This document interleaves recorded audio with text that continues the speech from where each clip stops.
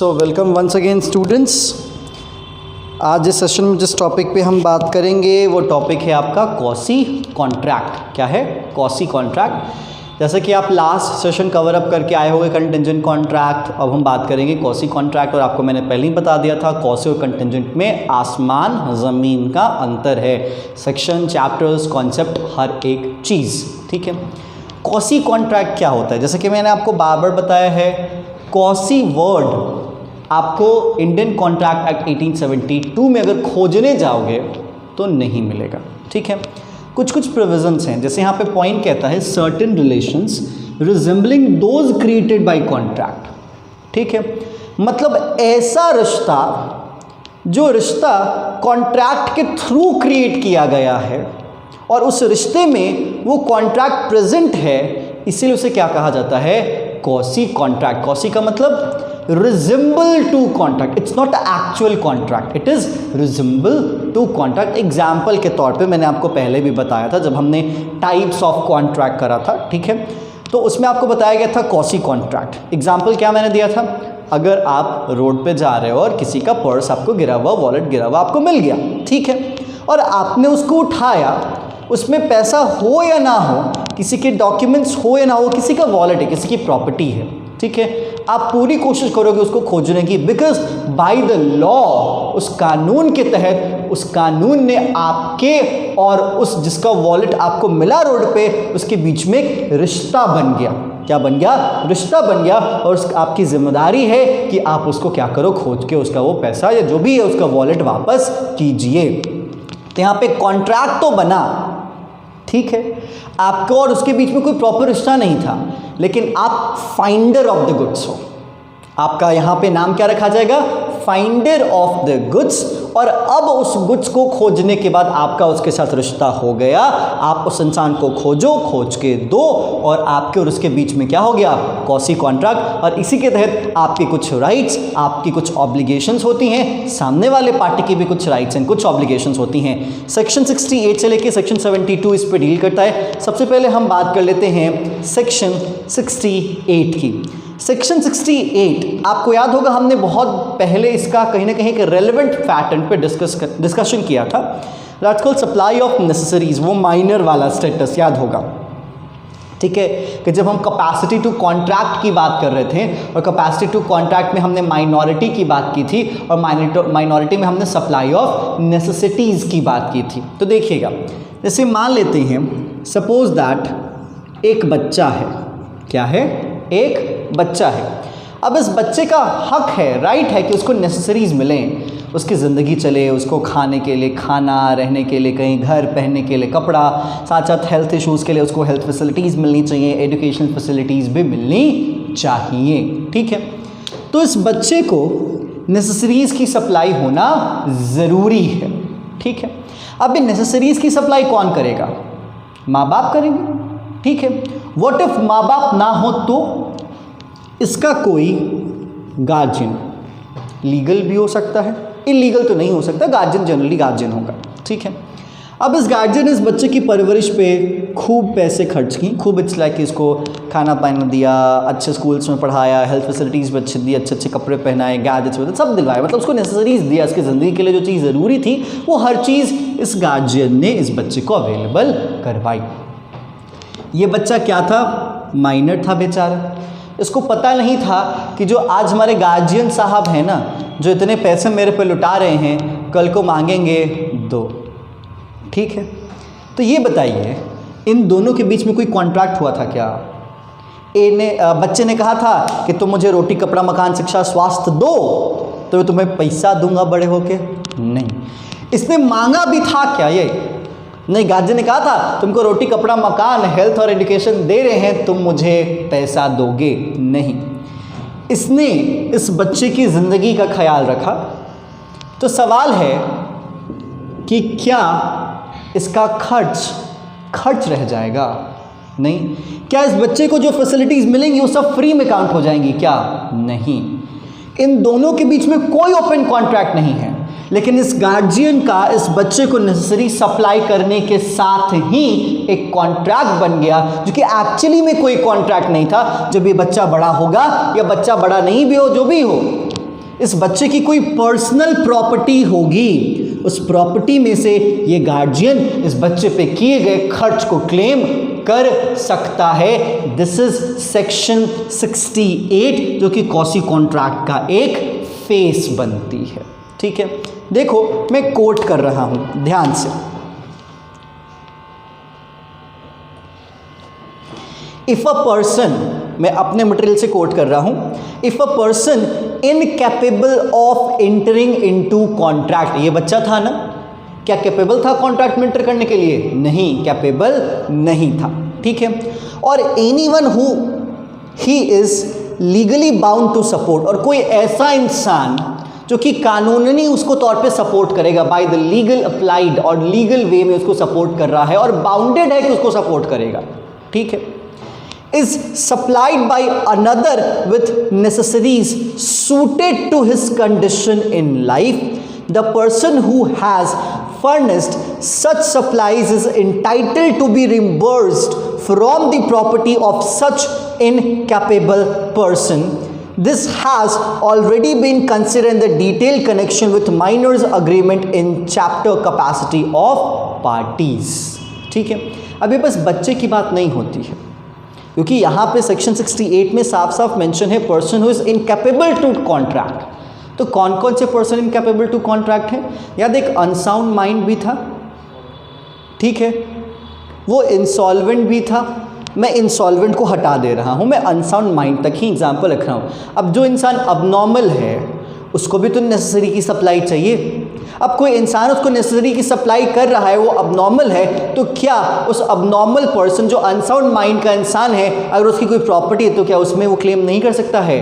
कर सकता है। तो इसलिए कहा जाता है कि कोई पर्सन जो कि इनकैपेबल है कॉन्ट्रैक्ट के लिए, अगर आप उसे नेसेसरी सप्लाई करते हैं तो आप उसकी प्रॉपर्टी में से क्लेम कर सकते हैं उसके रिम्बर्समेंट के लिए। ये है सेक्शन 68। इस केस में कोई ओपन कॉन्ट्रैक्ट नहीं है, क्योंकि एक पार्टी तो कॉन्ट्रैक्ट बनाने की कैपेसिटी ही नहीं रखता है, तो कॉन्ट्रैक्ट कैसे बनेगा? इसीलिए ये कौन सा कॉन्ट्रैक्ट है? कॉसी कॉन्ट्रैक्ट है।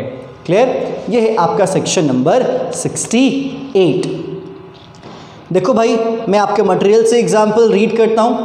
ए सप्लाइज बी अ लॉन्टिक और a minor with necessaries suitable to his condition in life, A is entitled to be reimbursed from B's property. That's it. काफी बेसिक, काफी सिंपल। क्लियर क्या? चलिए next बात करते हैं section 69। Section 69 कहता है यहाँ पे payment by an interested person. क्या है? Payment by an interested person. यहाँ पे कहता है a person who is interested in the payment of money which other is bound by law to pay and who therefore pays it is entitled to be reimbursed by other. ठीक है, देखो जरा यहाँ पे एग्जाम्पल के तौर पे,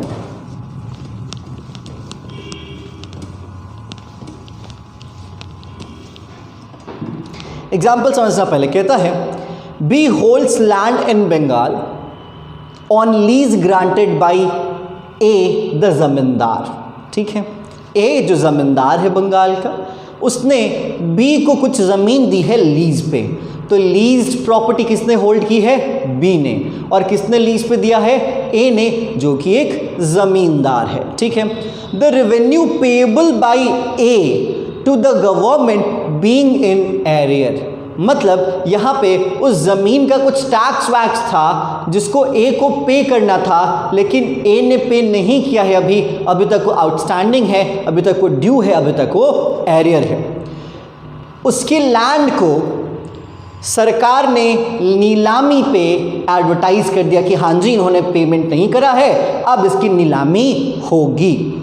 under the revenue law the consequence of sale will be annihilation of B's lease। अब अगर वो ज़मीन बिक जाएगी तो बी का जो लीज है वो भी ख़त्म हो जाएगा यहाँ पे, तो बी को भी नुकसान है यहाँ पे।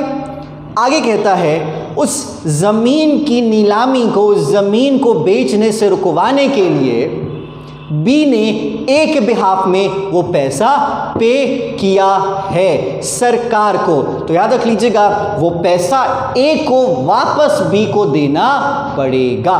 ठीक है, तो सेक्शन 69 कहता है पेमेंट बाय इंटरेस्टेड पर्सन। याद रख लीजिएगा इंटरेस्टेड पर्सन, इंटरेस्टेड पर्सन का ऐसा मतलब नहीं है कि किसी की इच्छा आ गई वो दे दिया, नहीं, वो उस पार्टी टू कॉन्ट्रैक्ट का तो हिस्सा नहीं है, बट स्टिल उस पे उसका फर्क जरूर पड़ रहा है। ठीक है, तो उम्मीद अगर आप समझ चुके हो तो अच्छी बात, नहीं समझे होंगे तो फिर से समझिएगा। ए है और बी है। ठीक है, ए के पास एक जमीन थी, ये ए क्या था, इसका मालिक था, और इस जमीन को उसने बी को दिया किस पे, लीज पे। किस पे दिया, लीज पे। ठीक है, इस जमीन पे कुछ टैक्स की रकम अभी भी क्या थी, ड्यू थी, बकाया था, जिस टैक्स को पे करना था किसको, ए को, किसको, सरकार को। ठीक है, सरकार ने बार बार कहा ए पे कर दो, ए पे कर दो, ए पे कर दो, ए के कानों पे जू तक नहीं रहेगा। ठीक है, तो इस केस में सरकार ने इस जमीन को बेचने के लिए न्यूज़पेपर में इश्तहार छपवा दिया, एडवर्टाइज कर दिया that this property is available for sale, और उसको नीलामी में भेजने की प्रक्रिया शुरू कर दी।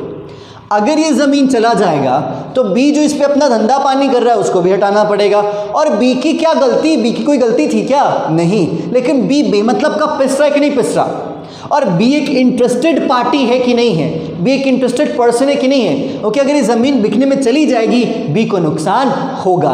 बी अपनी लीज एग्रीमेंट को बचाने के लिए, अपने आप को नुकसान से बचाने के लिए ए के पास जाता है और कहता है कि वो टैक्स जिसके कारण सरकार आपकी ज़मीन नीलाम कर रही है, बेच रही है, मैं पे कर देता हूँ। ठीक है, ए कह देता है पे कर दो। ठीक है, बी गया, इस टैक्स का पैसा सरकार को चुका दिया और नीलामी या सेल रुक गई। अब बी कहता है पैसा दो, ए ने कहा नहीं देंगे। ठीक है, बी क्या कहता है, पैसा दो, और ए कहता है हम नहीं देंगे। तो इस केस में आप बताइए क्या यहाँ पे ए सच में पैसा नहीं देगा क्या, नहीं, देना पड़ेगा, क्योंकि जिम्मेदारी किसकी थी, ए की थी। ए की ज़मीन किसने बचाई, बी ने, उसकी जिम्मेदारी को निभा के, तो ए को पेमेंट करना पड़ेगा। ए इज बाउंड टू पे बी। ठीक है, तो याद रख लीजिएगा ये एक प्रॉपर्ली केस लॉ था जिसको आपके सामने रखा गया है। यही है आपका सेक्शन 69। समझ में आया क्या, चलिए, तो याद रख लीजिएगा यहाँ पे बी और ए के बीच में कोई कॉन्ट्रैक्ट था नहीं, बी और ए के बीच में लीज वाला कॉन्ट्रैक्ट था, टैक्स पेमेंट करने का कोई कॉन्ट्रैक्ट नहीं था। तो बी ने ए के बिहाफ में टैक्स पे किया, अपने आप उस टैक्स को पे करने के साथ साथ इन दोनों के बीच में ना रहते हुए भी एक कॉन्ट्रैक्ट तैयार हो गया, जिसको आप कॉसी कॉन्ट्रैक्ट के तौर पे कह सकते हो। क्लियर। अब चलिए बात करते हैं सेक्शन नंबर 70।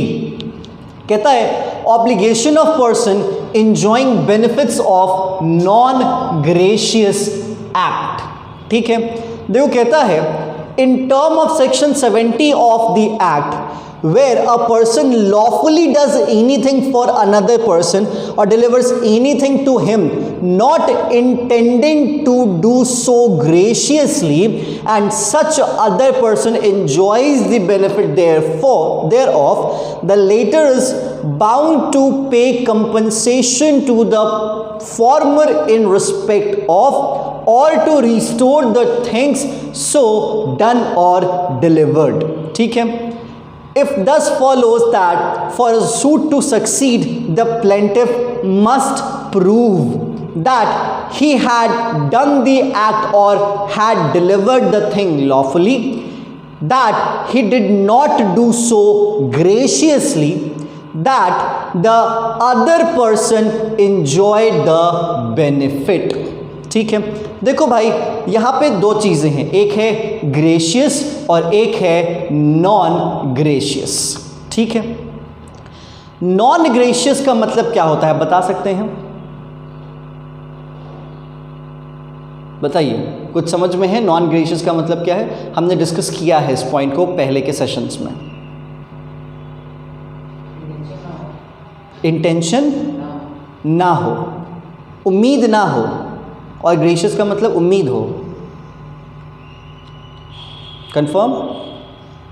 चलो इसको एग्जाम्पल के साथ समझने की कोशिश करते हैं, ग्रेशियस और नॉन ग्रेशियस का केस कैसे काम करता है। बेसिकली बेलमेंट में आप जब जाएंगे ना तो ग्रेशियस और नॉन ग्रेशियस का पॉइंट आपको पढ़ना पड़ेगा। इसको आप एग्जाम्पल समझिए तो फिर ग्रेशियस और नॉन ग्रेशियस चीज़ें आप अपने आप समझ जाएंगे। एक मिनट,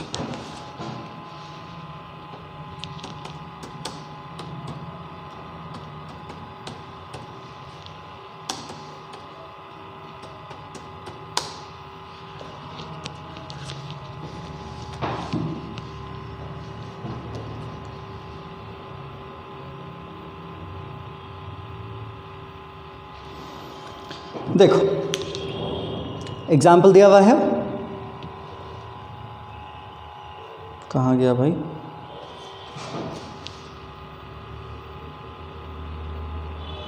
एग्जाम्पल है इसमें, एग्जाम्पल है ना? देखो कहता है the above can be illustrated by the case law K, a government servant was compulsorily retired by the government। K government servant है जिसको यहाँ पे सरकार ने क्या कर दिया है, रिटायर कर दिया है, ठीक है। He filed a writ petition and obtained an injunction against the order, उसको रोक लगाने के लिए। He was reinstated and was paid salary but was given no work, and in the meantime government went on appeal. The appeal was decided in the favor of the government and K was directed to return the salary paid to him during the period of reinstatement। देखो जरा, कोई भी act दो तरीके की होती है, ठीक है। एक होता है ग्रेशियस और दूसरा होता है नॉन ग्रेशियस, ठीक है। एक ऐसा एक्ट जिसको आपने परफॉर्म तो किया है लेकिन आपको बदले में कोई उम्मीद नहीं है, सीधी बात, आपको बदले में कोई उम्मीद नहीं है, मतलब रिटर्न का कोई भी एक्सपेक्टेशन नहीं है कि मुझे बदले में कुछ मिलेगा भी, ठीक है। नॉन ग्रेशियस एक ऐसा एक्ट होता है जिस एक्ट को जो इंसान परफॉर्म करता है उसे उसके बदले में कुछ न कुछ एक्सपेक्टेशन होती है। एग्जाम्पल के तौर पे ग्रेशियस और नॉन ग्रेशियस समझना, ठीक है। बेलमेंट के रेफरेंस में समझा रहा हूँ। आपका एक पड़ोसी है, क्या है, आपका एक पड़ोसी है। वो पड़ोसी आया, कहा भाई देखो मैं थोड़ा बाहर जा रहा हूँ, मेरे पास मेरा डॉग है, मेरा कुत्ता है, उसे 4-5 दिन के लिए रख लोगे क्या? तुमने कहा ठीक है कोई दिक्कत नहीं। अब तुमने उसके कुत्ते को संभालने की जिम्मेदारी ली कि नहीं ली? ली। क्या इस संभालने के बदले में तुम्हें अपने पड़ोसी से कोई उम्मीद थी कि मुझे पैसा देगा, डॉग सिटिंग का पैसा देगा? नहीं। आपने अपनी इच्छा से विदाउट एनी एक्सपेक्टेड रिटर्न उस एक्ट को परफॉर्म किया, उस कुत्ते का ख्याल रखा। आपका पड़ोसी आया 5 दिन के बाद तो आपने उसको लौटा दिया। तो उस कुत्ते की देखभाल करना अपने पड़ोसी के कहने पे 5 दिन तक जो एक्ट था वो क्या था? ग्रेशियस। क्योंकि आपको कोई एक्सपेक्टेड रिटर्न नहीं था, आपको कोई उम्मीद नहीं थी कुछ मुझे मिलेगा वापस। लेकिन आप एक कार कंपनी के पास जाते हो, कार कंपनी क्या मतलब ट्रांसपोर्ट एजेंसी के पास जाते हो, कहते हो भाई तुम अपनी कार दो मुझे 10 घंटे के लिए, ज़रूरत है मुझे।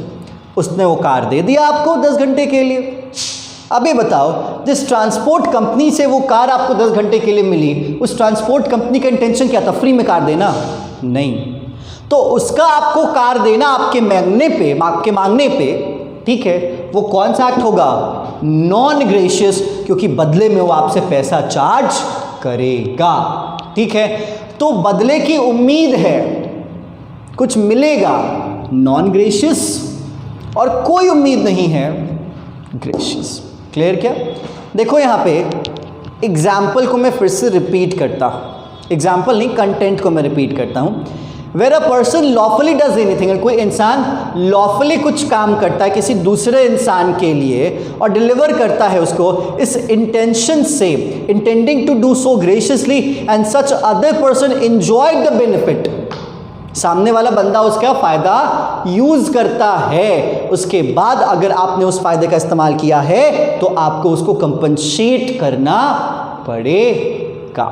ठीक है, एग्जाम्पल को अब वापस देखते हैं। के वाला जो सरकार वाला था, के एक सरकारी नौकर था। ठीक है, सरकार ने उसको कंपल्सरली क्या कर दिया, रिटायर। एक होता है रिटायर हो जाना समय आने पे, और एक सरकार जानबूझ के क्या करती है, रिटायर कर देती है। ठीक है, तो जो वो बंदा था के, उसने रिट पिटीशन डाला। क्या डाला, रिट पिटीशन डाला सरकार के खिलाफ कि हमें जो इंजंक्शन कहा गया, हमने पढ़ा ना इंजंक्शन, कि आप किसी और से उस काम को करवाते हो या रोकते हो उसको काम को करने के लिए। ठीक है, तो यहाँ पे सरकार ने उसको अपनी नौकरी करने से क्या किया, रोक दिया। तो इस इंजंक्शन के खिलाफ उसके ने रिट पिटीशन कोर्ट में दायर किए। He was reinstated and was paid salary, मतलब उसकी रिट पिटीशन को स्वीकार कर लिया गया और उसको सैलरी दी गई। कोर्ट ने सरकार ने हायर कोर्ट में क्या कर दिया, अपील कर दिया। ठीक है, अब देखो अपील में जब तक फैसला आएगा तब आएगा ना, उसके बीच में तो पैसा तो दिया जा रहा है ना सरकार की तरफ से उस के को। ठीक है, अब जो मेन कोर्ट था उसने ऑर्डर दिया कि नहीं, सरकार का फैसला सही था, आपको जो रिटायरमेंट किया है कंपल्सरीली वो सही था। तो सरकार ने आपको पैसा दिया, उस अपील के टाइम फेज में वो के को वापस लौटाना पड़ेगा कि नहीं पड़ेगा, लौटाना पड़ेगा। जबकि के बैठे बैठे बिना कोई काम सरकार से सैलरी ले रहा था। तो इस केस में कोर्ट ने ऑर्डर दिया कि के जो आपने बीच में सैलरी लिया है उसको सरकार को वापस दीजिए, क्योंकि सरकार ने आपको सैलरी दी थी ना। तो इस उम्मीद से नहीं कि वो ग्रेशियस है, इस उम्मीद से कि वो क्या था, नॉन ग्रेशियस था। सरकार की सैलरी थी तो आपका काम होना चाहिए था। आपने कोई काम किया क्या, नहीं, लेकिन आपने बेनिफिट यूज किया कि नहीं किया, आप उसको वापस करें। This is what we call obligation of person, obligation of के enjoying the benefit of non gracious। के एक नॉन ग्रेशियस एक्ट जिसमें सरकार उसको सैलरी दे रही थी, सरकार का सैलरी देना नॉन ग्रेशियस है, क्योंकि सरकार सैलरी के बदले में आपसे काम की उम्मीद करती है। तो इसमें अगर कोई नॉन ग्रेशियस की उम्मीद से अगर आपको कुछ देता है तो आपकी ऑब्लिगेशन है कि आप उसको कंपनसेट करें। अब सरकार ने उसको तो रिटायर कर दिया था, तो काम करके तो कंपनसेट कर नहीं सकता था, वो क्या करता, उसको सैलरी वापस करनी पड़ी। यही है आपका सेक्शन नंबर 70, क्योंकि इस केस में उस अपील के फेज में भी दोनों के बीच में कॉन्ट्रैक्ट था जिसका फायदा के उठा रहा था, इसीलिए के को पैसा वापस सरकार को करना पड़ा। समझ में आया? यह है आपका सेक्शन नंबर 70। क्लियर? चलिए नेक्स्ट है section number 71, that's called responsibility of finder of goods, जिसको हमने आपको शुरुआत के सेक्शन 68 में ही डिफाइन करने की कोशिश की थी, जहां पे कॉसी कॉन्ट्रैक्ट का हमने जिक्र किया था। अगर कोई सामान किसी का खो जाए तो जिसको वो सामान मिलेगा उसकी लीगल जिम्मेदारी है, उसकी रिस्पॉन्सिबिलिटी है कि जिसका ये सामान है उसको खोजे और उस तक ये सामान पहुंचाए। ठीक है? व्हाट इफ सर, अगर किसी का मिठाई का डब्बा छूट जाता है हमारे घर में तो, ठीक है, तो अगर मिठाई का डब्बा छूट जाता है तो हम उसको खोज रहे हैं, मिला नहीं। ठीक है, मान लेते कोई बंदा आया था कोई पूछने कि फला का घर कहाँ है, हमने उसको बता दिया और उसका एक सामान छूट गया। अब उस सामान को हमने खोला, देखा कि मोतीचूर के लड्डू, तो ये तो वो एकदम खाने की चीज़ें भरी पड़ी हैं। हमने देखा कि भाई उसी का छूट गया, जिसका घर हमने बताया था उसको हमने जाके बताया कि अरे भाई तुम्हारा कोई पता पूछा था, आया क्या? वो कहा नहीं हमारा तो कोई आया नहीं। तुमने पूरी कोशिश की, वो इंसान तुमको नहीं मिला। सवाल है तुम क्या करोगे, उस लड्डू को खा जाओगे? हाँ या ना? ऑब्वियसली आप उस लड्डू को खा जाएंगे। इस कारण नहीं कि वो लड्डू आपको पसंद है, इस कारण कि वो वेस्ट हो जाएगा ना। हाँ, मैं उसको स्टिल खोजूंगा और स्टिल खोज के उसको कहूँगा कि तुम्हारे लड्डू थे, बड़े अच्छे थे, छूट गए थे, मेरे हाथ लगे थे, कितने का था बताओ, हम दे देते हैं। अगर तुम नहीं खोजो, वो आ गया, भाई साहब मेरा लड्डू छूटा था, तुम कहोगे भाई साहब हम तो खा गए थे, सोचे कि ना आपके काम आएगा ना मेरे काम आएगा। आप आ रहे हो 1 वीक के बाद, वो कहेगा मेरे पैसे, तुम कोई कहाँ के पैसे, वो कहेगा कानूनी आपको देना पड़ेगा, because being a finder of goods आपकी जिम्मेदारी थी कि आप मुझे खोज के दो, पूरी कोशिश करो। स्टिल अगर वो पेरिशेबल होता तो आप कंज्यूम कर लेते, अगर ड्यूरेबल होता तो आप कंज्यूम नहीं करते। क्लियर? देखो कहता है A person who finds goods belonging to another and takes them into his custody is subject to same responsibility if he were a bailee। ठीक है, अब देखो भाई यहाँ पे एक शब्द आ गया बेली। क्या आ गया? बेली। ये बेली क्या है समझिएगा। कॉन्ट्रैक्ट ऑफ बेलमेंट होता है जिसमें दो पार्टी होती है। क्या होता है? एक कॉन्ट्रैक्ट ऑफ बेलमेंट होता है जिसमें दो पार्टी होती है, एक का नाम होता है बेलर, एक का नाम होता है बेली। पढ़े हैं? पढ़े हैं? नहीं पढ़े हैं? हाँ क्या नहीं पढ़े हैं ना? चलिए मान लेते हैं, ज़ूम करो, ये ठहरा तुम्हारा पड़ोसी, ठीक है, और ये ठहरे तुम, ठीक है। इट्स योर पड़ोसी एंड इट्स यू, तुम। क्लियर? पड़ोसी का है कुत्ता। क्लियर? ये जा रहा है घूमने और इस कुत्ते की जिम्मेदारी तुम पे सौंप के गया, ठीक है। अब बताओ, इस कुत्ते की जिम्मेदारी तुम पे सौंप के गया तो इस कुत्ते का खाना, घूमना, तबीयत, मौज मस्ती, डॉक्टर के पास ले जाना, वैक्सीनेशन, ये सब की जिम्मेदारी किसकी? आपकी, क्योंकि इसने अपना सामान आपके पास छोड़ा है और इसीलिए आपकी पूरी जिम्मेदारी है कि आप इसका सामान, जिसका नाम है कुत्ता, उसकी पूरी देखभाल करें। ठीक है। व्हाट इफ केस में बदलाव हो जाता है, आपका कोई पड़ोसी ही नहीं है, आप कहीं रोड पे घूमने जा रहे थे, एक बड़ा प्यारा सा कुत्ता जो कि कपड़ा उपड़ा दम पहने हुए है, गले में उसका पट्टा है, लेकिन पट्टा कोई पकड़ा हुआ नहीं है, वो कुत्ता इधर उधर घूम रहा है।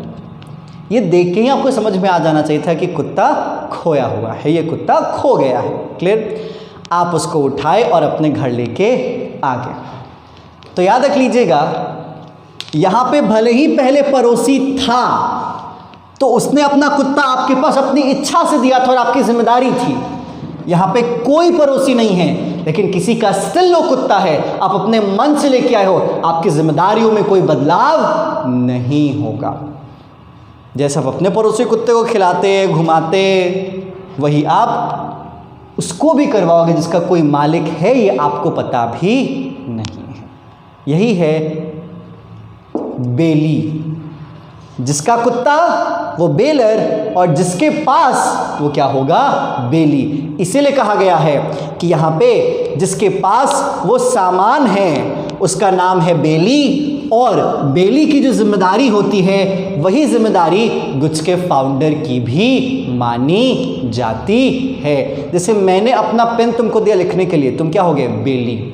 तुम उस पेन का इस्तेमाल करो, सही से इस्तेमाल करो, इस्तेमाल करके वापस दे दो। और किसी का पेन गिरा हुआ मिल गया तो इस्तेमाल मत करो, क्योंकि मैंने इस्तेमाल करने के लिए नहीं दिया है। खोजो और खोज के तो। क्लियर? तो देखो यहाँ पे फिर से मैं पढ़ देता हूँ। A person who finds goods belonging to another and takes them into his custody is subject to same responsibility as if he were bail।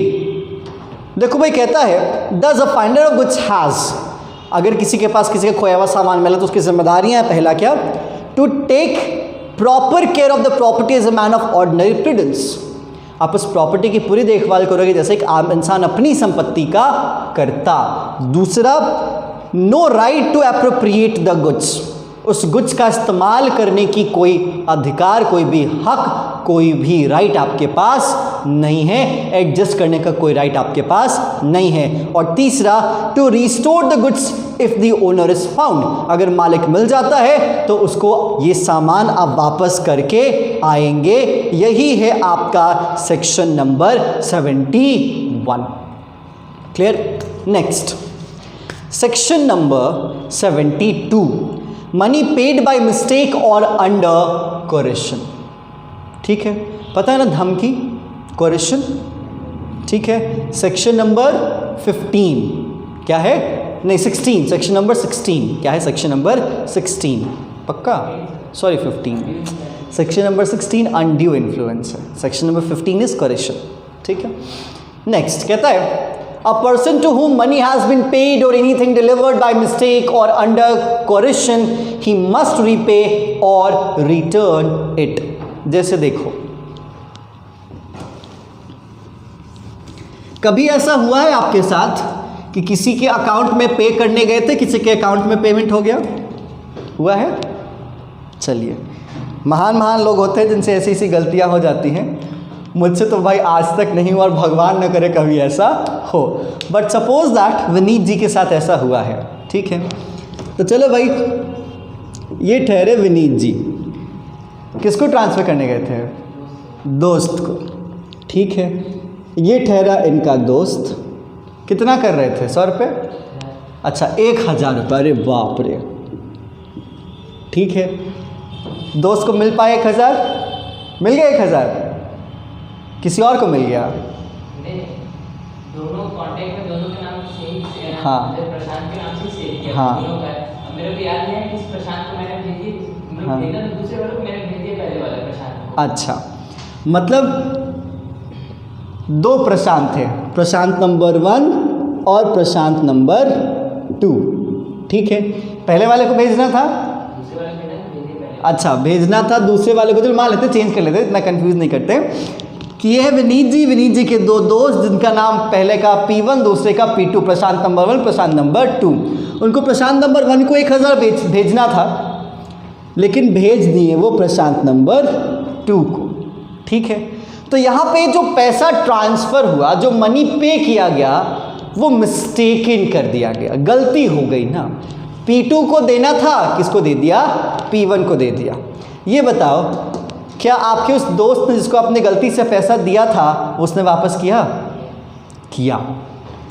उसको करना पड़ेगा आपको वापस, क्योंकि सेक्शन 72 के तहत अगर आपके पास किसी का पैसा गलती से आ जाता है तो आपको वो पैसा वापस करना पड़ेगा, क्योंकि वो आपका नहीं है, आपकी जिम्मेदारी है कि आप उसको वापस करें। स्टिल इन दोनों के बीच में क्या रह गया? Quasi contract. समझ में आया?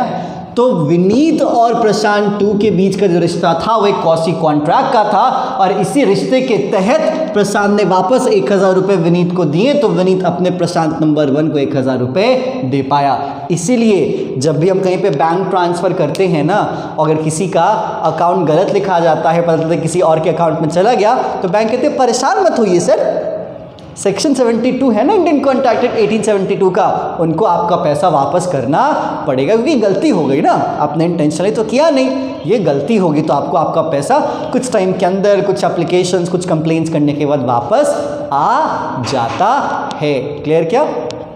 चलिए, अब यहाँ पे एक कोरेशन भी है, याद रख लीजिएगा, कोरेशन धमकी। ठीक है, मतलब कमिटिंग और थ्रेटनिंग टू कमिट, ऐसा कर करके आपने किसी से कोई पैसा लिया है। तो यहाँ पे कहता है every kind of payment or delivery of goods for every type of mistake is recoverable। कहता है a payment of municipal tax under mistake, belief or because of misunderstanding of the terms of lease can recovered from municipal authority। अगर आपने गलती से किसी सरकार को भी पेमेंट कर दिया है तो उस केस में आपको ये पूरा का पूरा पैसा वापस किया जाएगा। क्लियर था? तो ये था आपका कॉसी कॉन्ट्रैक्ट। सारे पॉइंट्स, सारे डिस्कशंस यहीं पे हो जाते हैं over, and formally Indian contract act 1872 के सारे sections from section number 1 to section number 75 ना, हाँ जी, सेक्शन नंबर 75 हो जाते हैं ओवर। अब आप सारे पॉइंट्स को देखिए, समझिए, और फिर हम शुरू करेंगे इंडियन कॉन्ट्रैक्ट एक्ट का टेस्ट। ठीक है, तो कोशिश कीजिए कि सारे पॉइंट्स आप डिस्कस कर लें, पढ़ लें, कोई डाउट है ज़रूर पूछ लें, जितनी जल्दी हो सके उतनी जल्दी, तब जाके आपके आगे के लॉज फिर हम अच्छे से कर पाएंगे। तो चलिए, आपका विनाश रोशन अब आपसे लेता है अलविदा। इंडियन कॉन्ट्रैक्ट एक्ट में आपका और हमारा रिश्ता यहीं तक था। फिर आपसे मिलेंगे एक नए लॉ के साथ, नए एग्जाम्पल्स, नई कहानियाँ और नए बेयर एक्ट। तो चलिए शुक्रिया and thank you and stay tuned.